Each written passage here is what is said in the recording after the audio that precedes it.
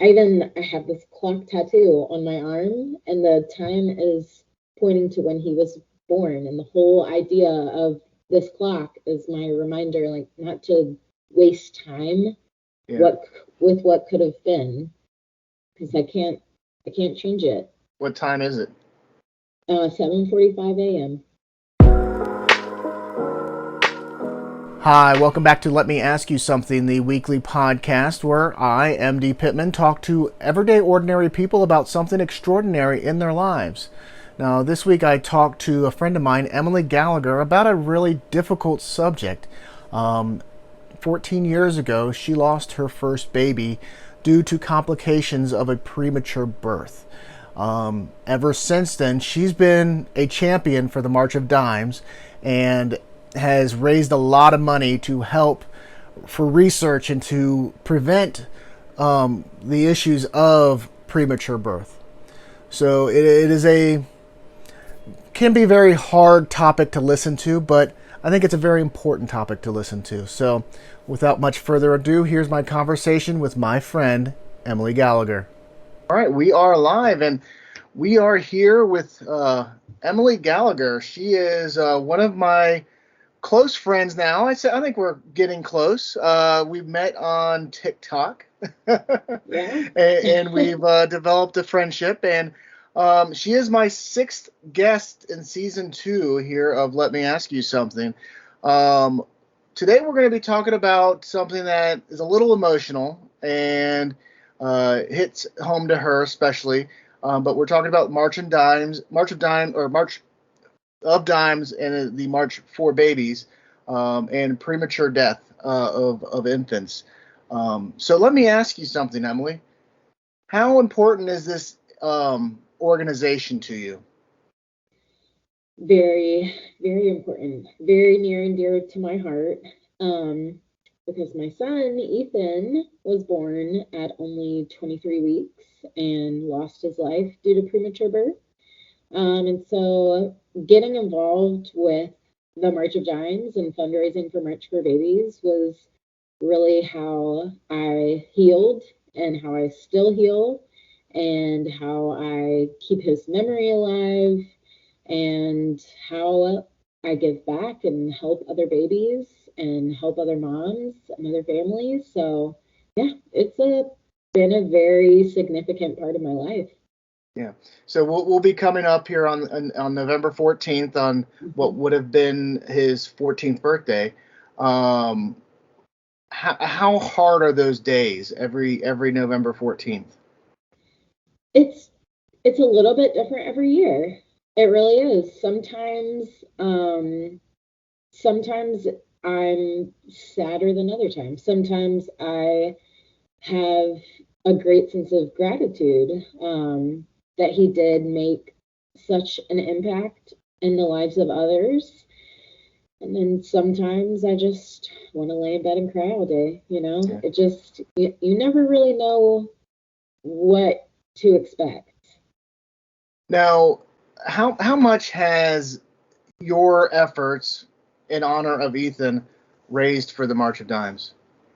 Right now, we're over $35,000. Hmm. I kind of fundraise like throughout the year.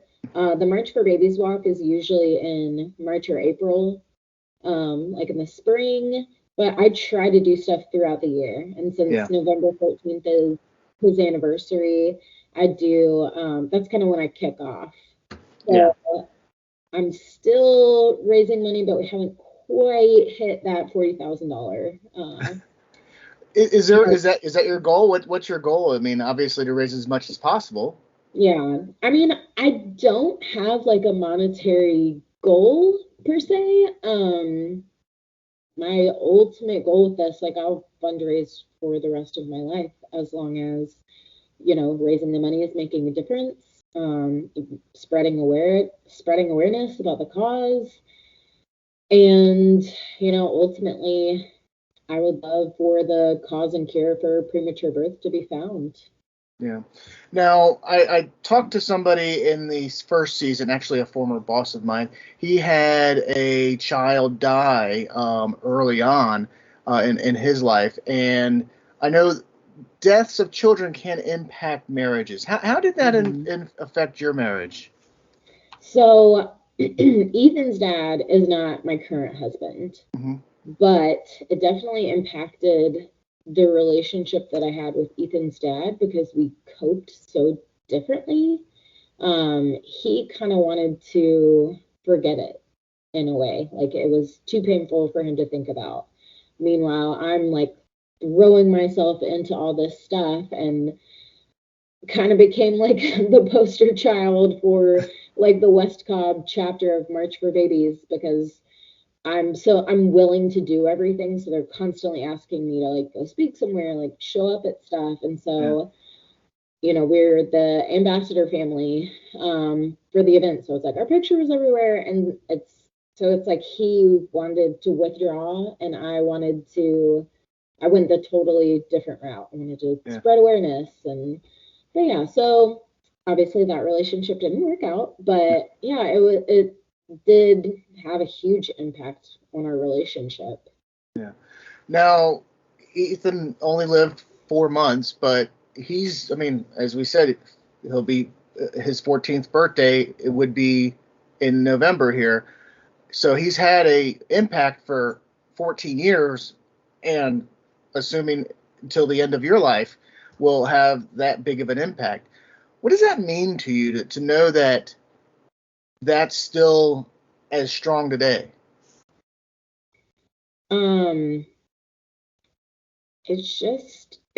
It's weird because for me personally, like no matter what I do, I feel like it's not quite enough. Like I'm still pushing to do more, and people are like, "Oh my gosh, you've made this big impact," and I'm like, "Have I?" Like, but it's not done, like we have to keep going.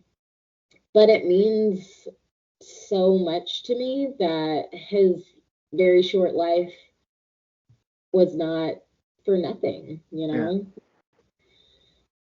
Still to this day, I mean, he's not around, but the legacy lives on. His memory is still very present. Like, people still know his name, and so in a way, it's amazing that like that's his whole legacy. Like, there's nothing negative, He's not around, but yet he is. Yeah.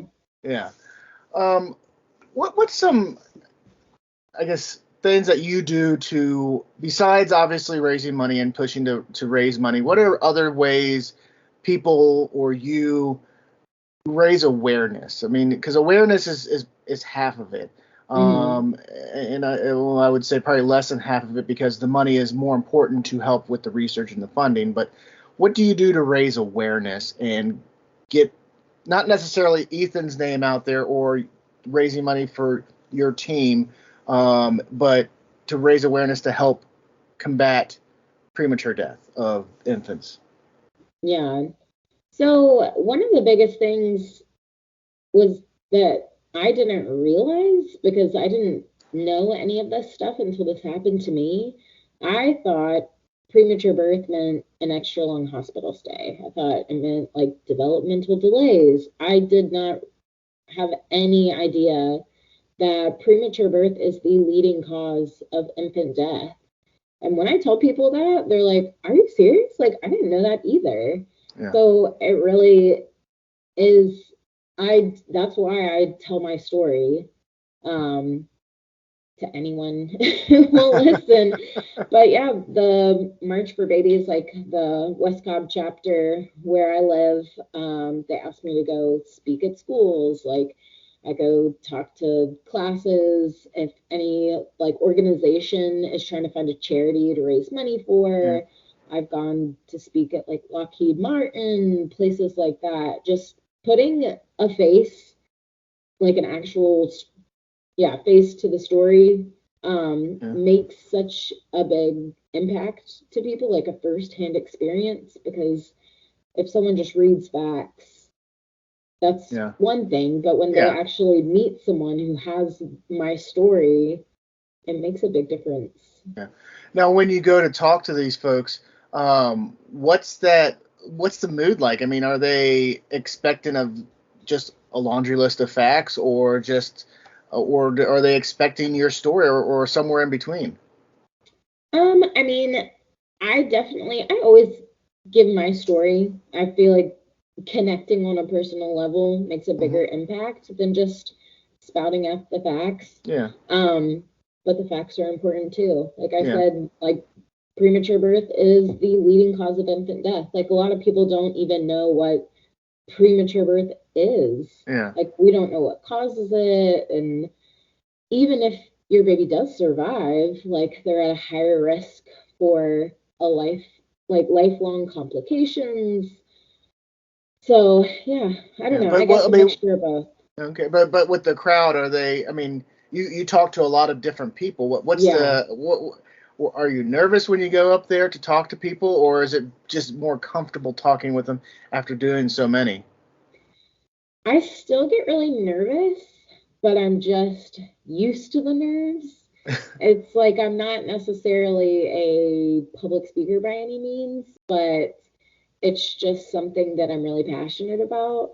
Um, and I do think like I have a way of putting like a positive spin on everything. Like I Mhm. definitely don't try to make it like really sad. It is sad and I do cry pretty much every time I tell the Yeah, story, but talk about the community that I've gotten from the March of Dimes, March for Babies, talk about like the impact that he's made and hmm, the positive impact he had on my life. So yeah. it's sad, but it's also like a hopeful message, I think. Well, talk about the positive impact that he's had in your life. Can you give me part of your speech? Yeah, absolutely.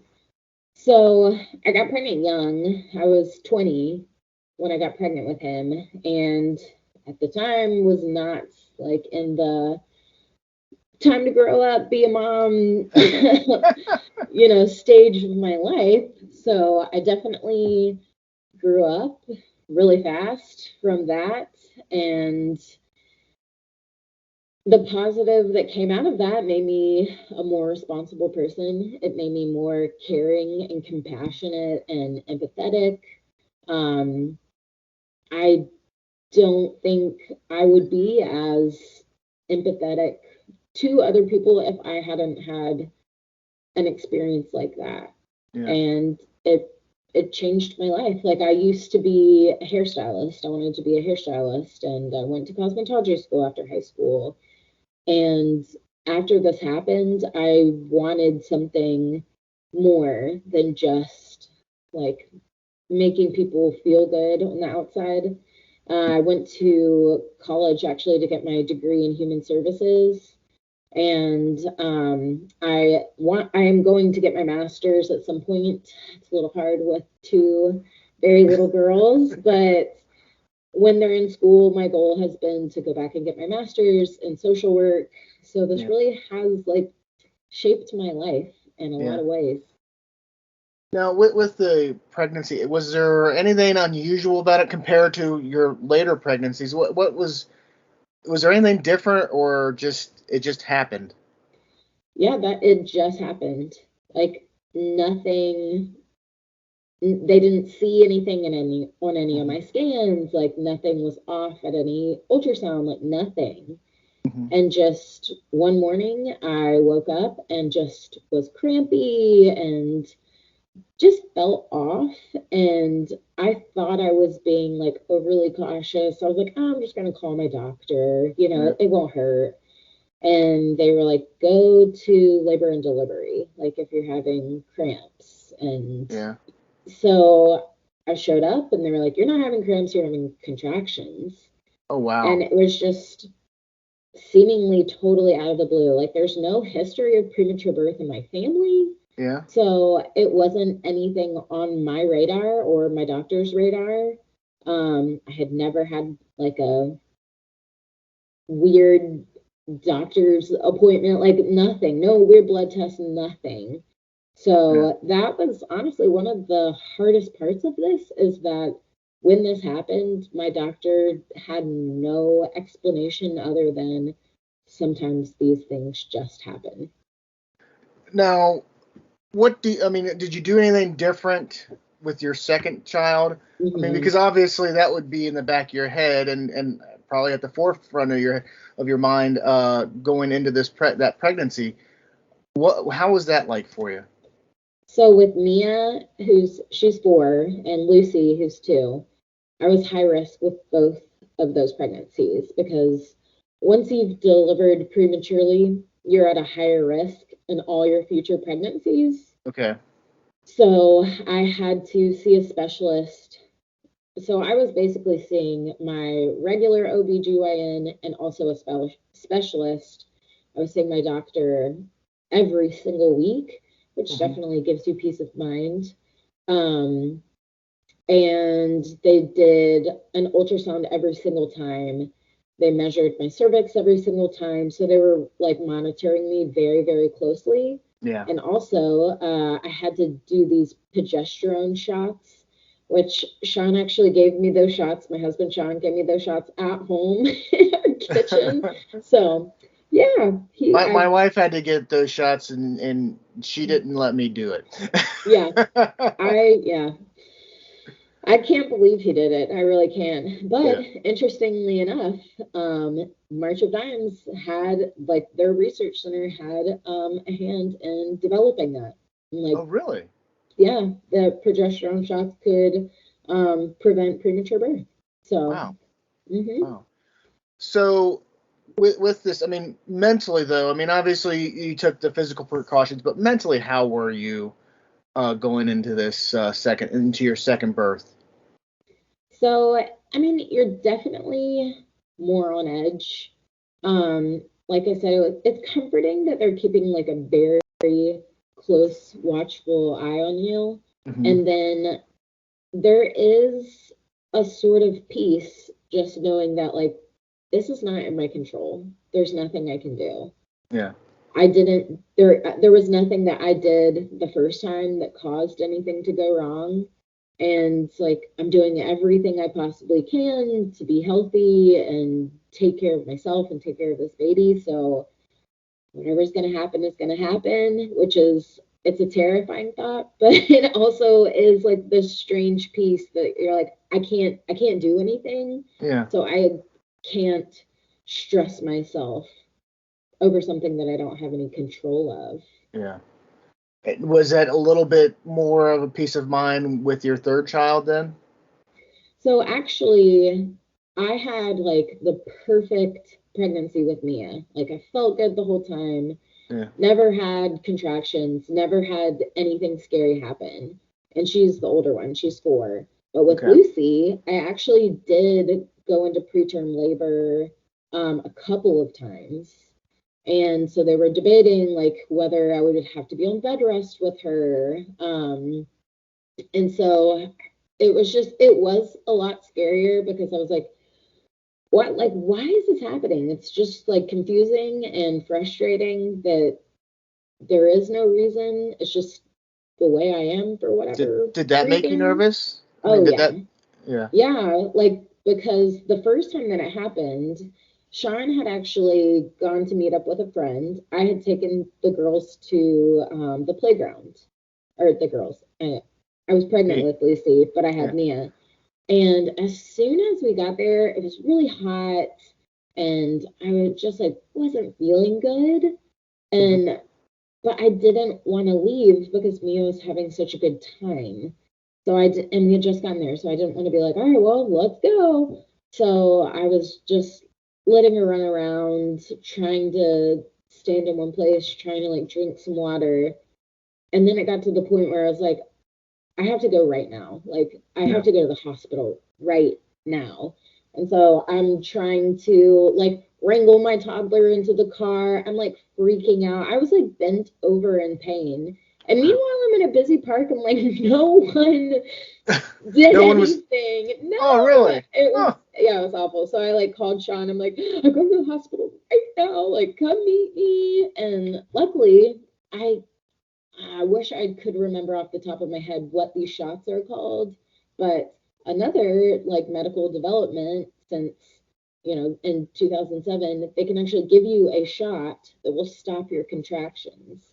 So I was able to get to the hospital, get that shot, everything calmed down.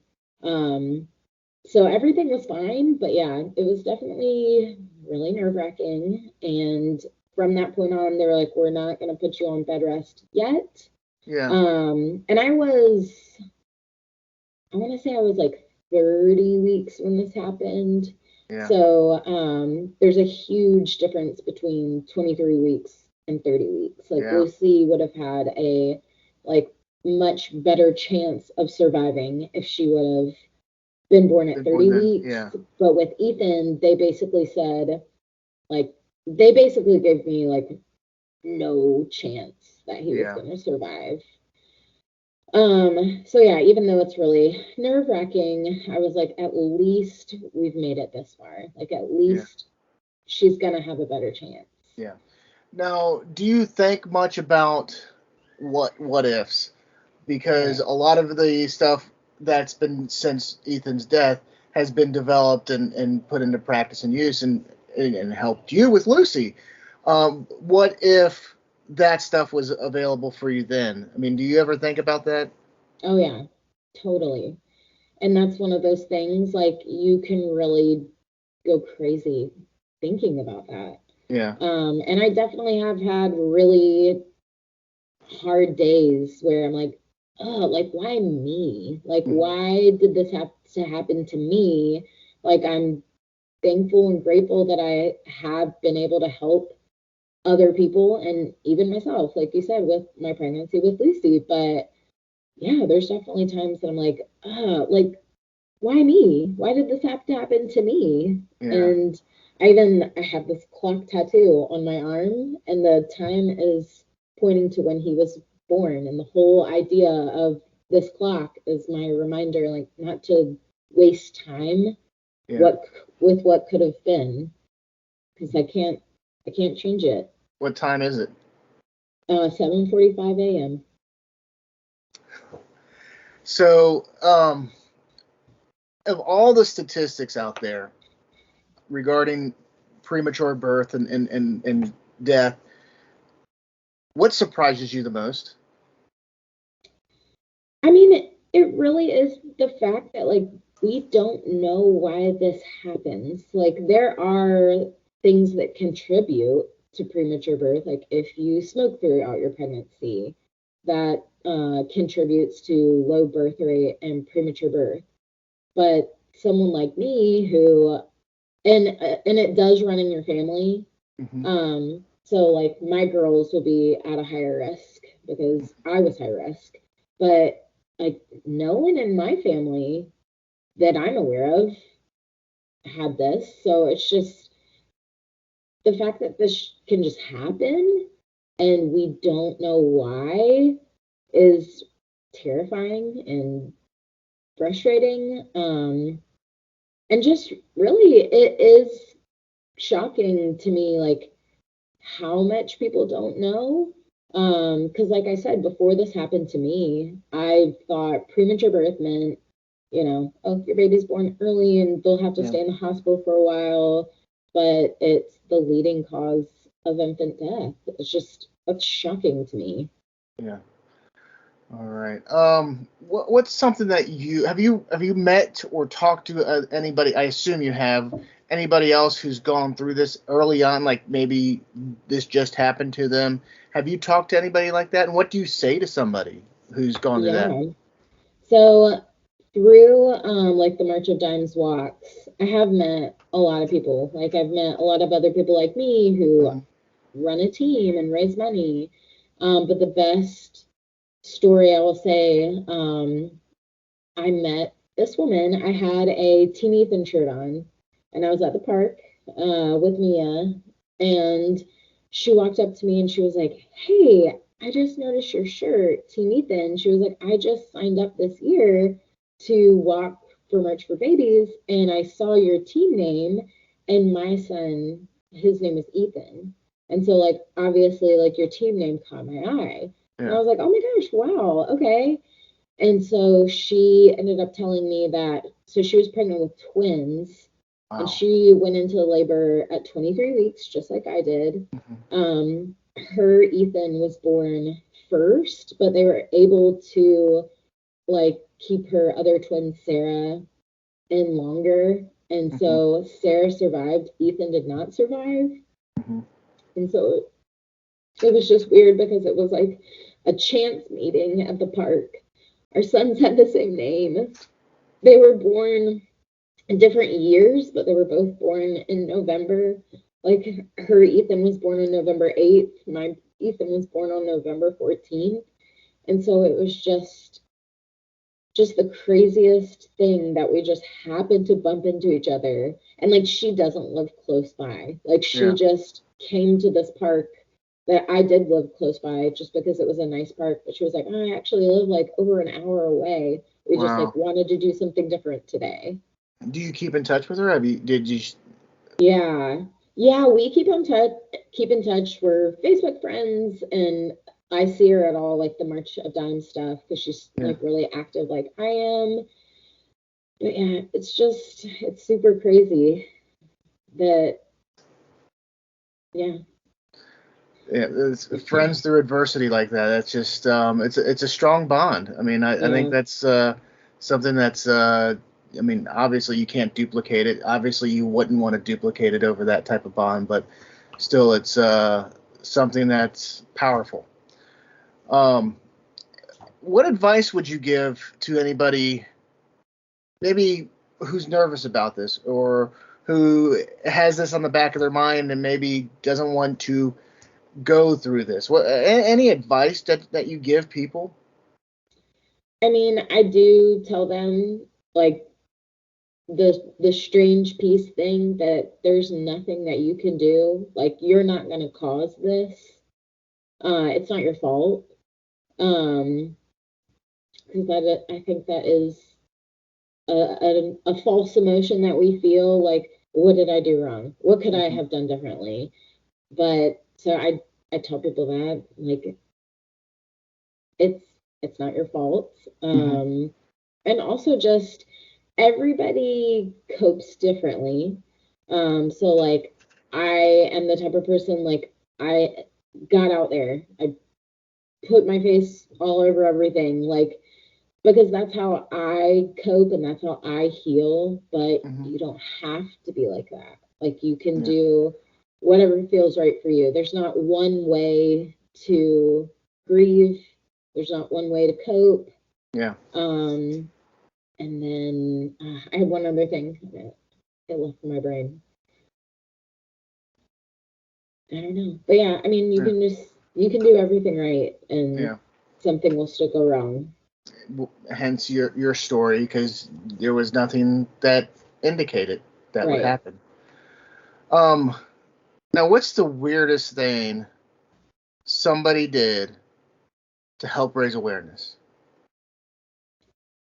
And if Um, you say anything but somebody dyeing their beard purple, that's a wrong answer. no one has done that Yes, yet. yes, I did. You Did you? remember that? Oh yeah! Oh my gosh, yeah! I am offended. Oh my gosh, I can't believe that like slipped out of my brain. Yeah, you did. Yes, it Oh was, my gosh. and it was purple. I mean, like I did not How long did expect it. it stay? Well, the dye wore off after a couple washes, but then it was Hmm. pink for a while. That was probably until basically it grew out and I shaved it off, Yeah, or not, or trimmed it down rather. yeah. I can't believe you forgot about I that. know, I can't either. Oh, I was thinking of, I thought you meant like me, weirdest things that Yeah. I've Well, done. And what's I the was weirdest like, thing that you've done to raise awareness? I let someone pie me in the face. Um, I don't know. I don't know if I've ever done anything else that was like really weird. But Yeah. yeah, it was, I did like this Adopt the Box campaign where I just made a poster that had the numbers like 1 through 49. Yeah. And so if you adopted, like chose a number to Hmm. donate that amount. If it was like in the top row, you got like your name thrown into a hat. And so you had like one chance to win. And then if you donated like a higher amount, like in the seventh row, your name went in 7 times to the drawing. Okay. So whoever I drew, I let them pie me in the face. And so, yeah, my mom actually won. Oh, I bet So, she enjoyed that. yeah, that was funny. All right. Well, great. Well, when is this? See, this year's already passed as far as Hmm. the March for Babies. But we'll put everything in the links below as far as how to donate to Team Ethan, how to donate just generally to March of Dimes, some statistics on infant death with premature birth. Anything else you'd like to say or mention? Um, yeah, I mean, I do hope that this story is not just all sad. I do hope that this is like a hopeful message for people. I have had people say like that they appreciate the fact that I've taken a tragedy and turned it into something positive. That's what I've tried to do. Mhm. But yeah, Yeah. I'm just really grateful to him that he did inspire me and he's inspired so many other people to help, you know. So All right, really, I'm gonna end this before I start crying. So, um, Emily Gallagher, thank you very much for being on my podcast. thank you.